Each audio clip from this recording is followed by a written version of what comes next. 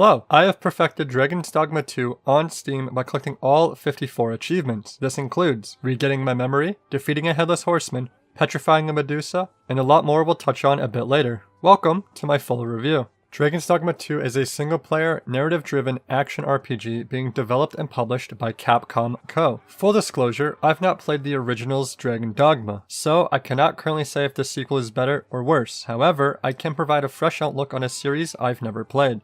Starting off with the settings, there are a lot, and it's honestly quite impressive. I won't be going over every single option as most are fairly obvious, and those that aren't are properly explained or have a visual attached to them to help you understand what it does. I, along with the developers, heavily recommend playing this game with a controller of your choice. It's very obviously made for it, and you'll notice that very quickly. The controller will feel a whole lot better than keyboard and mouse in almost every circumstance. While it's not impossible to play with keyboard, the default bindings are miserable. Unless you go out of your way to rebind a lot of them, it will take a while to adapt to or frustrate you beyond belief. On the bright side, they provide a lot of keybind and sensitivity options on top of a button icon type, which will allow you to change between the controller of your choice if the icons are wrong. A wonderful addition, I may add. As for the sound options, the game overall can be quite loud, so I recommend turning it down. Typically this will be the first option you'll change in any game anyway, but while you're here, the output device is defaulted to TV. I'd recommend changing this to headphones for way better immersion. That is, unless you're playing on a TV, then that makes sense. Last but not least, the graphics. They have an impressively long list of options you will absolutely be nitpicking through if you want your game to run as smooth as possible. As I said before, most have an image of reference to help you if you're lost, but the game itself is still quite unoptimized and very demanding to run. I recommend setting everything to low and then tweaking your texture quality and super resolution if you prefer a nicer looking game. Low to high settings here don't make much of a visual difference, so if your PC can handle medium at best, you're honestly set. My biggest complaint with the settings is having to select the window before I'm able to change anything. If you show me the options listed while scrolling through them, why not just let me change them without the extra step? As for the technical side of things, please note I'm running this off a low to high-end PC, so how this performs for me might not perform the same for you. With that being said, launch for a lot of people was terrible. Since then, the game has been improved with many performance patches, with more being planned for the future, thankfully. I, unlike many, didn't experience that many issues, however my game crashed only once my entire playthrough. I've had a lot of frame drop issues, mostly in main towns, or with big elemental events, but this seemed to die down after my first playthrough. As mentioned before, the game itself is very demanding to run. I can barely run it on max settings with a steady 30 frames without my PC growling at me. So unless you have a higher end PC, I recommend sitting through your options and finding something that works well for you to get an overall better experience. That being said, it's still inconsistent, so take that as your warning to wait a little longer for the upcoming patches, or give it a try with the expectation of possible issues. As for the difficulty, there are no difficulty options. However, with that being said, it dynamically adapts to you as the player to maintain a sense of challenge. This means it should automatically be changing as you progress through the game to hopefully match your playstyle. I, no matter what, think the difficulty will come down to the class you're playing and how you use the items provided to you at that given time. I would consider it to be fairly balanced. It can feel too easy at times, confusing the next. I also suffered with a good handful of situations. Play it how you would any other RPG where choices matter, and it should eventually adapt to you, making it a more enjoyable experience. As for its replayability, it will come down to what you want from it. A solid single completion is more than enough to satisfy most players, but you're also offered an insane amount of missable content, such as quests, vocations, relationships, secrets, collectibles, crafting, you name it. It's not endless, but you could easily sink hundreds of hours into it without ever looking back. The game also provides us with a New Game Plus option once you've completed the main story. This will allow you to carry over almost everything into your new playthrough. Most quest items won't be carried over aside from a very select few. Now at launch it had no in-game option for new game files. The only way to reset your playthrough was deleting your literal file. This option was added fairly quickly in a hot patch, however it still doesn't allow multiple save slots. You're forever stuck on one main save. This is a very weird design choice I don't agree with, especially for a single player title. If you're trying to share the game with family, you're just out of luck. Speaking of the gameplay, in short, Dragon's Dogma 2 is a physics-based action RPG with vast exploration, character customization, and gameplay freedom where every choice you make can be affected by the passage of time, where in-game days do matter. We'll start at the very beginning of the game. Choosing your main character is a very fun experience. I absolutely love the option to choose from a preset or a mysterious figure throughout your prison. I obviously went with the mysterious figure. This is your custom character you can do anything with. Now the character customization is insanely detailed, and if you're a lover of creating someone special, you could be in here for literal hours. They even have a free character creator for this exact reason. It's not every game you have the option to add or remove individual teeth from your character. That blew my mind for a detail. As for pawns, they're a remarkable mechanic. In short, you get to customize a second character of your very own to bring them along your journey. Now, every time you learn something new within the world, they too will learn that same thing. You'll then be able to give them a quest, which other players from around the real world can summon your pawn in order to help complete. On top of that, your pawn will show and help them with everything you've taught them in your journey, such as guidance on quests, showing gatherable items, cave locations, every ladder possible, and so forth. Pawns, I feel, are an extremely undervalued mechanic. You'll never feel alone, they constantly adapt, and if you're ever tired of them, you can just replace them. The only real downside is they talk way too much. If you like exploring, they will constantly bombard you with information. Some of the lines are funny, but they repeat themselves way too frequently and can get on your nerves. They also had a huge problem of falling through the world or purposefully jumping to their deaths, but this was patched while creating this view. Good on them. As for combat, it's the game's strongest suit. It's very addicting, and you'll truly feel the class you're playing, whether it be with elemental spells, heavy hitting swings, climbing on hostile creatures to poke at them, so forth. It has a lot to offer. The combat is also separated into vocations, which is a fancier way to say classes, each having their own very unique weapon, armor, and 4 abilities locked to them. Aside from one class you'll unlock later on that can wield and interchange any of them on the fly. Every vocation except the Trickster is perfectly balanced in a way where you'll only struggle with what you dislike. Trickster is a class more focused around your team of pawns, which aren't the brightest at times. A major complaint I have comes with the mob variety. There just isn't enough with how large the world is. They compensate by spamming smaller mob packs literally everywhere. You can't run down a main road without being stopped by a Goblino pack 12 times in the course of 2 minutes. Obviously, I'm exaggerating, but it gets annoying to the point I started running by everything as I could care less about fighting every other second.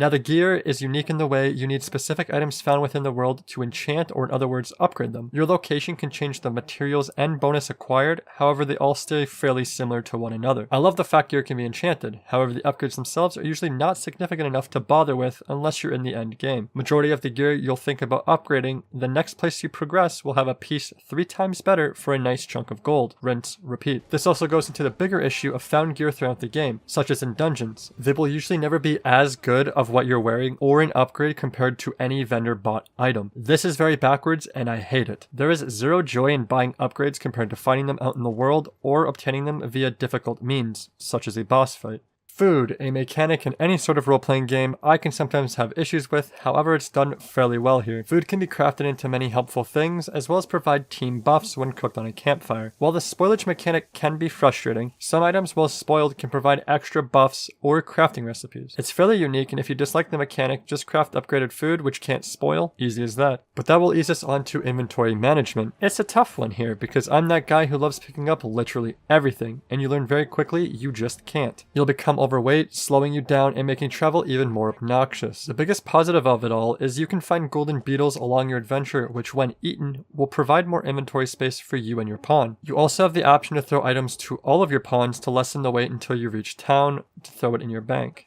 Speaking of which, I hate how the looting chest mechanic works. They don't give you a single reference of what's inside until you loot it. So to your surprise, you can go from light to overweight with 1 chest, as you just didn't know there was 2 armor sets, 5 potions, and 72 goblin ears hiding in that little wooden box. You have no option to choose what you grab. You get it all, no matter what. So you either just start throwing stuff to your pawns, the ground, or simply avoid them. But can you really live with yourself leaving a chest behind? I know I can't.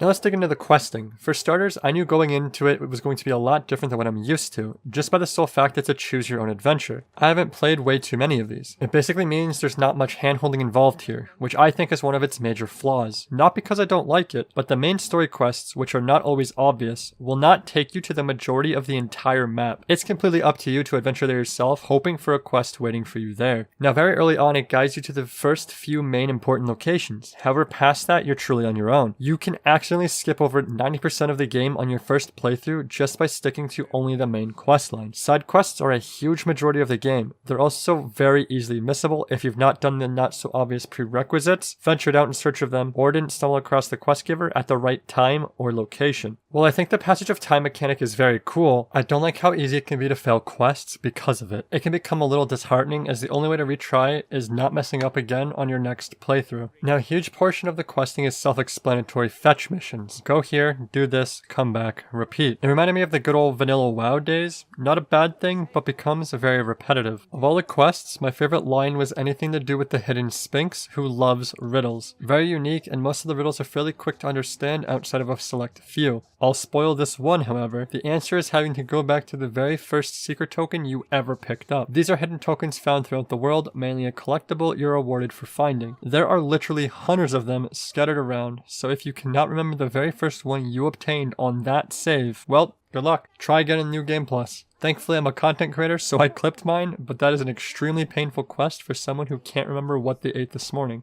Now, I won't touch on relationship quests for too long as I've never been into romancing characters, however I can say the quests relating to them aren't a fun experience. They involve your interest stalking one of your homes, waiting for you, requesting you walk with them somewhere very far away, getting them there only so they can love you more before vanishing. Perhaps I don't understand love. As for general naughty activities, there is a brothel and hot spring, both with very naughty themes, however nothing is shown and there is no nudity whatsoever. I won't lie, I wish they included at least some. It's a role-playing game. You included these for a reason and did the bare minimum with it. But at least it's more kid and content friendly. That's a plus in most parents' books, or so I've heard. As for the economy, there are two currencies, the first being rift crystals, which are obtained when activating rift stones or other less interesting ways. All not exactly rewarding, as you only use this currency to hire pawns to your roster or change your own pawn's appearance. If you have friends playing, you won't care about this either way, but without friends, I've only spent 100 crystals out of the thousands I've obtained thus far. Gold is found literally everywhere and used for literally everything else. Weapons, gear, riftstones, potions, you name it. Gold starts building off slowly, but by the end of your first playthrough, you'll be incredibly rich. Don't feel bad spending thousands at a time as you'll make it back very quickly. If you're struggling to obtain it, go off the beaten path and complete more side content or caves. Oh, and both currencies are carried over into the New Game Plus, so yeah, you'll be very, very rich. Now let's talk about the wonderful controversy of microtransactions. Hopefully I can clear up some of the panic I've witnessed. The game launched day one as a full-price AAA title following an additional list of 21 microtransactions. I, among no one, should ever be defending or supporting marketing teams who push this madness. I'm sure everyone here knows how horrible this looks. Sadly, AAA doesn't mean what it used to, and in today's age, it's all about milking the players' pockets in the most obnoxious ways possible. Plenty of current examples. Yet it will continue to work as players will continue buying them anyway. It is also important to keep in mind that the majority of AAA developers are on our side and usually have no say in the final marketing side of things. That's an entirely different field altogether. Now, taking a thorough look at the microtransactions, these are all a one-time purchase. You can tell which have multiple by the poorly labeled alphabet beside them. Instead of giving you 5 for the price of 1, you have to buy them individually because they get more from it. Greed. The entire point of these microtransactions are to appeal to lazy gamers who don't actually want to play the game, whales, or the heavily misinformed. There is only one single item here that is not obtained in-game by just playing normally through, which is the Music and Sound Collection. This is made specifically for those who played the original game as it reworks a few of the original tracks alongside sound effects of the first game, mostly for nostalgic's sake. If you were to buy any DLC, this is the only one actually justified. All other DLCs are literally useless. Every single item being sold is found in-game, some literally at the location you need to use them anyway. If you can't find or obtain one of these items listed, you're just not looking hard enough. At the end of the day, it is what it is. It's also your money. Do as you wish. Anyway, on that note, let's move into the wonderful world of Dragon's Dogma 2. Visually, it's stunning and insanely immersive. They did a wonderful job creating a world so large and sometimes confusing that it comes down to how the player themselves feel while traversing it. That being said, there are multiple ways of travel. The first being your feet. You'll be running across the entire world for the majority of your playthrough, so get used to this. Second are ox carts. They are incredibly cute. You can purchase a ticket to travel from town to town. You're given the option to sit there and watch the entire journey, or snooze away in hopes you'll make it safely. Last but not least, port crystals. These allow you to use fairy stones found in the world to teleport back to. At the start of the game, there are only 2 of these within the entire world, both fairly close to one another, which leaves the entire rest of the world open, unless you have a way back to town. You will eventually get your own port crystal to place throughout the world, making your life easier, but you'll have to travel there on foot first to place it. The lack of fast travel was mentioned prior to release. While I understand the theory and practice, the systems explained often do the exact opposite. Travel isn't fun when it's limited. Most things won't lead to a fun discovery, yet the truest statement of all is you won't know whether it's safe or not because the enemies are just constantly coming at you. It will be fun for a couple hours, but once you realize how much back and forth is involved, you can start to get discouraged. Going back to discovery while exploring, you'll come across a lot of caves. These are the dungeons of the game. They are very helpful in the early game, but become quite useless later on. As I mentioned before, most items found within are usually pointless to grab in the later game unless you're going for an enhancement or an achievement. Anyway, let's talk audio. Outside of my previous complaint of the game being loud at times, the entire original soundtrack is incredibly well made. Every location, visit, or encounter you take will have its very own unique melody attached to it. While I could complain some songs become overplayed, I did deem that unfair as it's usually my own fault for triggering them constantly. That being said, I can mention the majority of tracks are not very memorable for me. The main menu theme hits the hardest and those first 20 seconds are drained into my skull. Outside of that, if you asked me to match a track to any part it's connected to, I'd be clueless. That's not saying the tracks are bad, as they're all wonderfully orchestrated. They just do their job perfectly as the background tracks they were designed for. That can go for the sound effects as well, all perfectly placed, providing that extra layer of immersion, sinking you deeper within. Not in water though, that's for sure. As for the voice acting, the majority of it is perfectly fine, fitting, and you can feel the emotions behind the characters being played. However, there are a few bad apples. It becomes extremely obvious where the voices aren't matching the scenario or tone you'd expect it to. I do find some of them hilarious in a good way, but the random quality decrease in those few can be really off-putting. Hey, you've made it to the story section and my thoughts on it. I won't be covering the spoilers in depth, but if you like to avoid them, skip ahead to the positive and negative section below. Ready?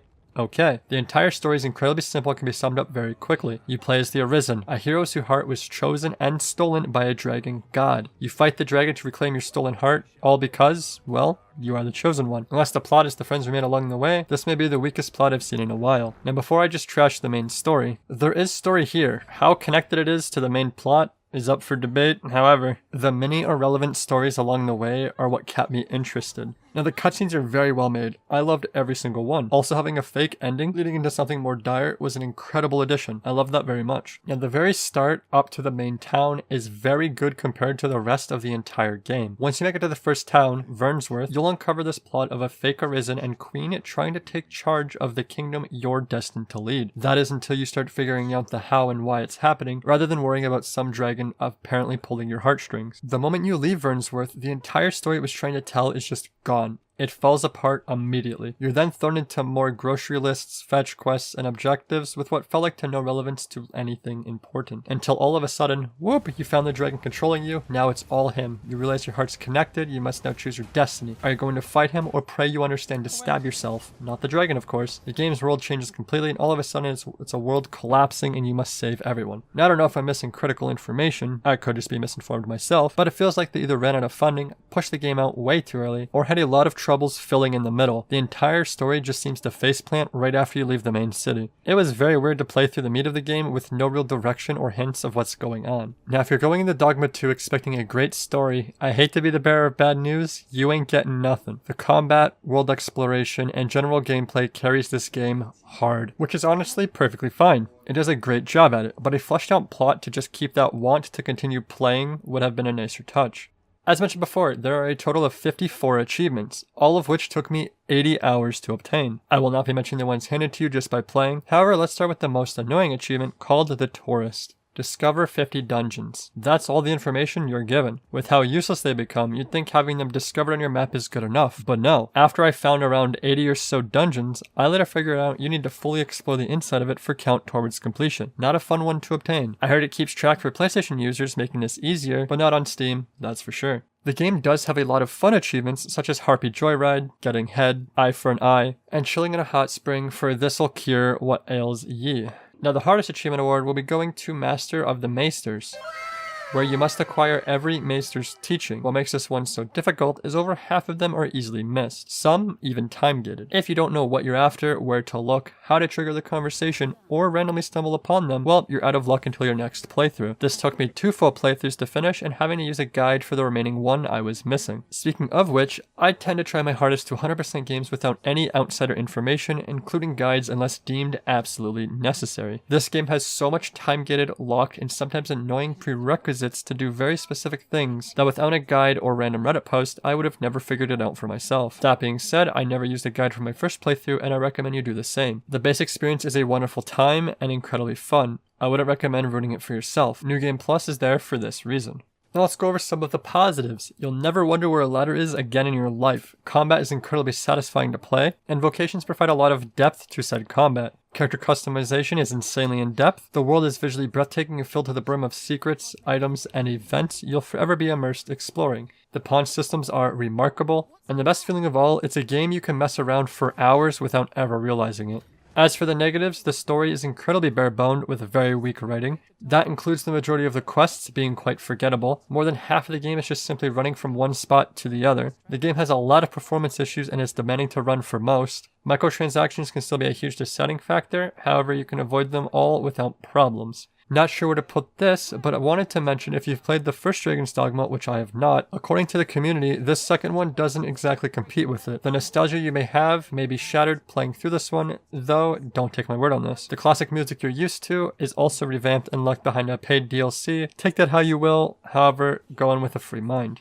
In conclusion, Dragon's Dogma 2 was a very difficult game to review, however I think I did a good job getting the vast majority of my points across. If I missed any major key points, let me know down below. Do I recommend it? Well, Dragon Dogma 2 base game is currently available for 95 Canadian doll hairs or your regional equivalent on Steam, Xbox Series X, or PlayStation 5. If you can't justify the AAA pricing or have a lower end PC but are still interested in playing, I'd recommend waiting for a good sale or trying it out on GeForce Now for much cheaper. While I don't think the game is worth as much as I paid, I absolutely had my fun playing through and perfecting it. I got my money's worth, and at the end of the day, that's what matters. If you're someone who can't look past microtransactions or anything negative I've mentioned, I don't blame you. In that case, I'd recommend waiting a long while for patches to come through, or skipping this one altogether. Thank you for watching if you made it this far. Let me know your thoughts down below, or what game I should complete next. Subscribe so you never miss a video, and until next time, take care.